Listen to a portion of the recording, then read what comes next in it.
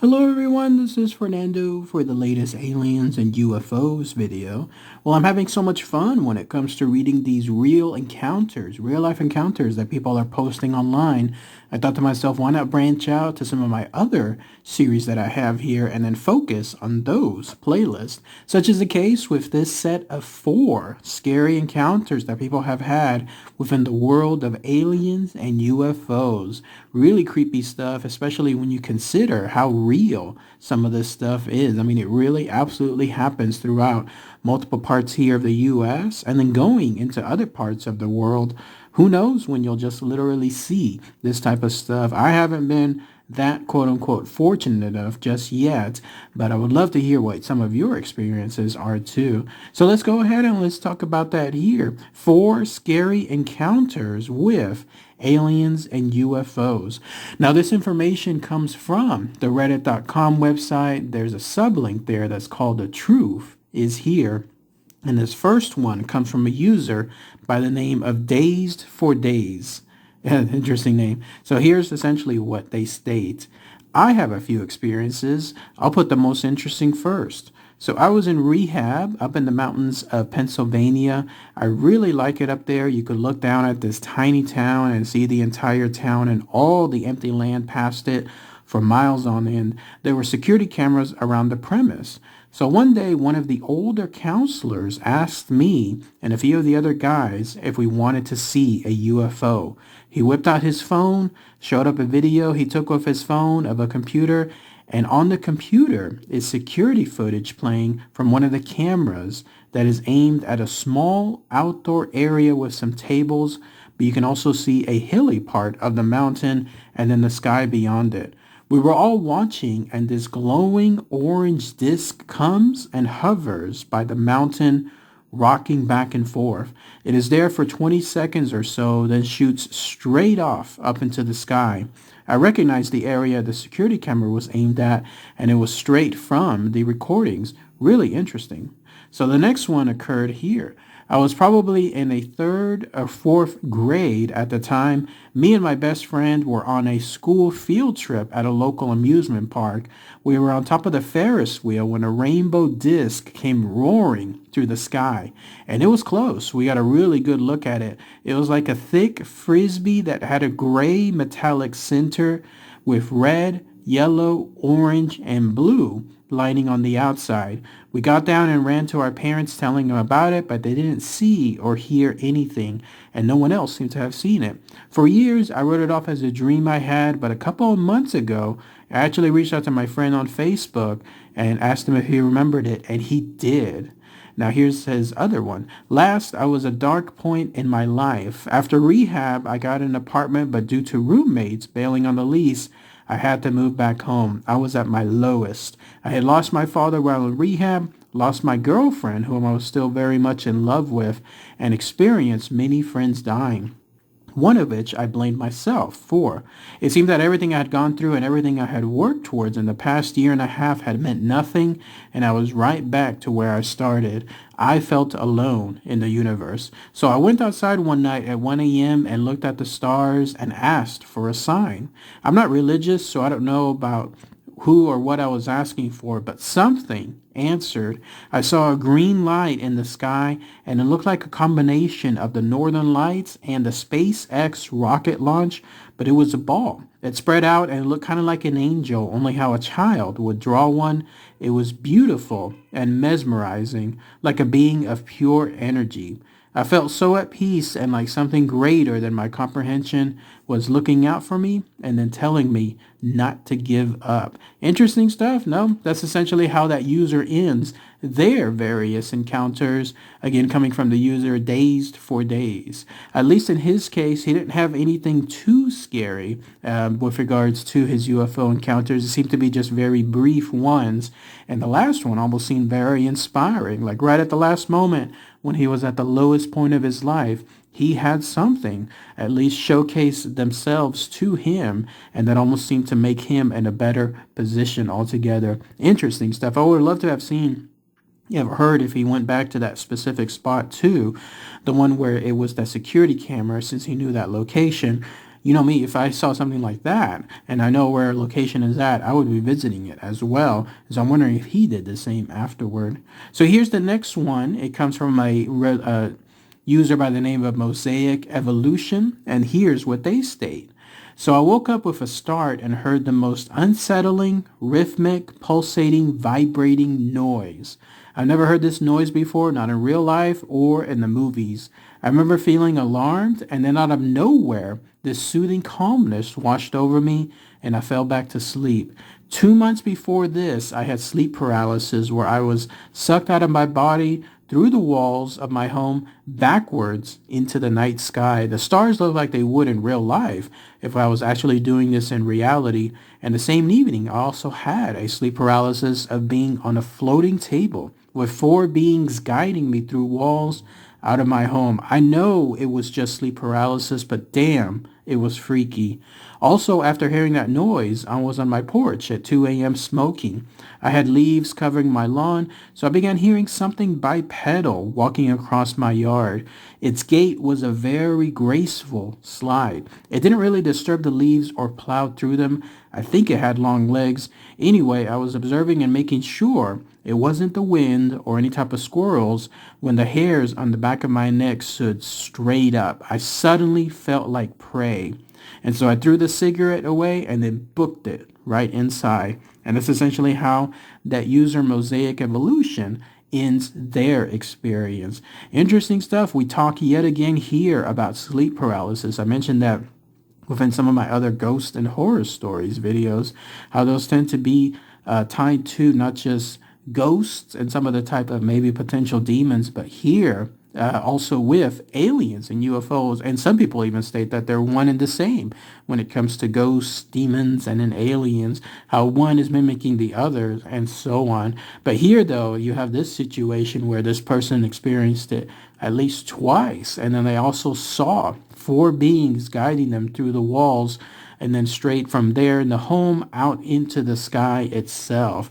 It reminds me of that movie associated from a couple of years back, that infamous one that has that such an alarming scene where that person is guided through UFOs, through by some of the beings, some of the really scary ones too. Also, they finally saw what they thought was a bipedal being walking across the yard, moving in a very graceful manner. That would easily cause me to move out. I wish they would have described more associated with that thing, whatever that thing was. But lo and behold, I'm guessing because it was nighttime, 2 a.m., they just didn't have much to discuss on there, or at least to be able to see. But interesting stuff too. Next one is a little bit short but sweet too, and it has to do from a user by the name of Chase the Doggo 86. Here's essentially what they state. I'm late to the party, but I had sleep paralysis about being taken by these beings. I was at this airport looking place, and then I was tased in the neck. I kept trying to wake up, and then I quote unquote woke up once in my bedroom with this weird looking sun, and I couldn't tell if it was day or night. But then I was laying on the table, and these grayish beings were over me, holding me down, and I could actually feel them doing something to my stomach. As I kept trying to wake up, I escaped the table and then had blood running down all in front of me. They found me, and I finally woke up for good, and I was in so much pain. It all felt so real. It was crazy. So that's that short but sweet experience coming from Chase the Doggo 86. Here, this user actually made more details about his encounter, also harkening back to sleep paralysis, and then also having his encounter being with these beings operating from him on the UFO. Forgot that there's several levels, right, when it comes to UFO encounters, with actually having in this case, operating type situations in a UFO being the highest one. Like it's close encounters, I think, of the fifth kind, if I'm not mistaken. Somebody needs to point that out to me because there's several levels, and I think the highest one is actually being operated on by these beings. But yes, it looks like that's what occurred by this Chase the Doggo 86. He was abducted, and then they were taken up, and then these things, whatever they were performing these experiments of something on him when it comes to the stomach. Ugh, just creepy stuff, especially when you consider it's sleep paralysis and they can't do anything with regards to that. And then the last one I wanted to talk about here comes from a user by the name of Tactical Linkage, and then here's what they wrote. Okay, let me preface this by saying I'm not sure if I'm totally in the park of believing that aliens have explicitly made contact with Earth, but at least at the same time I lean towards believing in interdimensional interaction between what we know and what we don't. Whether intentional or not is up for debate, and if you're interested in more info, the Skinwalker Ranch stories are great, and eyewitness reports are insightful. So 2 experiences from a while back. Back in the spring of 2012, I went through a few weeks where I traveled around Central Texas and camped wherever I was closest to come dinner time. So one night I ended up real close to Enchanted Rock, a nifty little mountain halfway between Llano and Fredericksburg. I like to sleep under the stars while the weather is nice, and it was in the 70s that evening. Perfect for it. So I went up to the mountain about a quarter way up and broke away from the trail to find an okay spot for my tarp and bedroll, and after setting up, cooking a light meal, and eating, I lay down for the night. As I was drifting off, I heard a whirring, like a machine always does. I didn't think much of it until a light cast itself along the trail, a couple of 100 feet. I bolted up, slipped on my boots, and ran to the nearest tree. This light searched around for a while, never really coming close to my camp or me, and then just turned off. The whirring, which had been constant throughout this time, got really high-pitched, and then a circle of 6 yellow lights came to life above the mountain and then flew off to the west. I got back to my camp, packed up, and slept in my truck bed with the cover closed. And then another time, around that same time period, this was near the end of my adventurous streak, I was at Lake Whitney at one of the dam side parks, something called Bluff. It had been raining all day and everything was absolutely miserable. Sometime before dark, the actual rain let up and I was able to set up my tent. So given the overall misery of the night, I didn't feel like cooking, so I had an MRE in my tent. After I sealed up my tent and then snapped the doors closed, I went to bed, and during the night I had an awful bout of sleep paralysis. The inside of my tent got huge and it was lit up bright white. Around me were 4 bipedal insectoid things. I didn't feel threatened or anything, just kind of there. And so after some time of me telling myself to wake up, I woke up. My boots were covered in fresh mud, but my tent was still sealed and my mummy bag was still wrapped around tight. So I ruled out as far as me going out to take, a pee somewhere else. Once I got my bag packed and my sleeping bag rolled up, I stepped outside and took a look around. The ground around me was completely dry. There were no footprints. There was no mud track to my tent from anywhere else around me. Still not sure how my boots got caked in mud the night before or why the campsite was the only dry one there. And then that was it. That's essentially how that user, Tactical Linkage, ended things. Lots of stuff happening this go around. Pretty eerie stuff too. First off, this is happening here in Central Texas. I believe I've heard of Enchanted Rock. I know where the Llano Fredericksburg area is. I'm tempted now to be able to try to go out there and see, especially since apparently this user had that happen to them in 2012. That's not too much of a driving distance from me, so be on the lookout. Maybe I might do something along those lines. But yeah, as far as what happened to him there, these lights, the way they were searching about, almost trying to find something out there or someone, that was really eerie to me. It made my the hairs on the back of my neck stand up because of that, because here you have some things actively looking for something, like maybe trying to find someone, out there in the middle of the night. They know someone's out there, but then they can't see because of the nighttime. He was really smart to be able to go back into his bed his truck bed to be able to stay at least somewhat safe.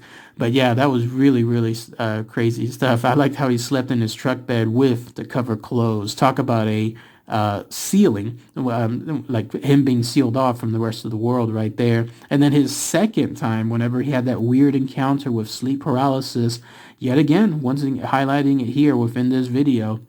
And in this case, he was actually there walking around with these four bipedal insectoid things, as he described them, and then having his boots covered in mud in that tent when he woke up, when clearly the rest of the area had no mud, had no footprints, and the tent itself was still sealed. Makes you wonder exactly how, where, and when, like, he went. Like, what did these things do? Was it sleep paralysis? Or was it something else altogether differently? I've been tempted, too, to go out there somewhere camping. I know somebody there in the Las Vegas area that would be able to take me to an area there that they state is almost like a guaranteed win when it comes to having a UFO sighting. I'm tempted to do that, but man, that stuff would still freak me out, especially if it comes really close and it's absolutely looking for its next victims, if you could call it that. But yeah, that's pretty much it. That's all the 4 encounters, along with some of the mini sub-encounters that these people had in with regards to aliens and UFOs. But if anybody has any more info on this, anything else I might have missed, then please post those comments below. I also liked how that last user denoted the Skinwalker Ranch. Interesting, I was just talking about skinwalkers, right? And how they're also seem to be tied to the world of aliens and UFOs. So if anybody has any more details on their own encounters, post them below. Love to hear what you got to say. Right, everybody? Thanks again as always. Take care. Bye.